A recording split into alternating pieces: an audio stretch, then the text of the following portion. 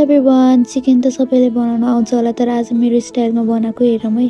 फर्स्टमा चाहिँ चिकनलाई ल्याएर मैले चाहिँ यसरी पोल्छु कि, किनकि यसरी पोल्यो भने नेपालको जस्तो लुक र टेस्ट दिन्छ कि। मैले चाहिँ चिकनलाई राम्रोसँग पोलेर काटेँ। त्यसपछि फर्स्टमा चाहिँ प्यानलाई हिट गर्ने अनि त्यसमा तेल एड गरेर जिरा, सुकेको खुर्सानी अनि तेजपत्ता हालिदिने।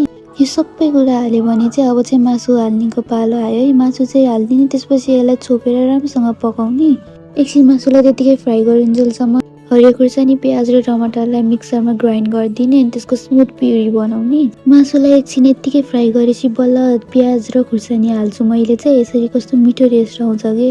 अनि मैले चाहिँ प्याज हालेपछि जहिले नि माथिबाट अलिकति नुन हाल्छु कि त्यो प्याज गल्नको लागि। त्यसपछि फेरि एकचोटि त्यसलाई छोपेर मजाले पकाउने अनि त्यसपछि चाहिँ अदुवा र लसुनको पेस्ट हालिदिने माथिबाट।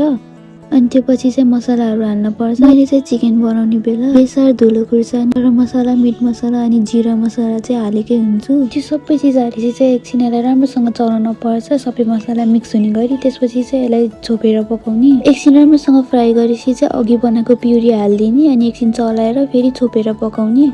त्यसपछि चाहिँ यस्तो देख्छ अनि माथिबाट थोरै कोरिएन्डर हालिदिने, राम्रो देखिन्छ अनि मिठो टेस्ट पनि आउँछ। त्यसपछि it will be ready to eat. त्यसपछि यसलाई भातसँग मजाले हालेर खाने।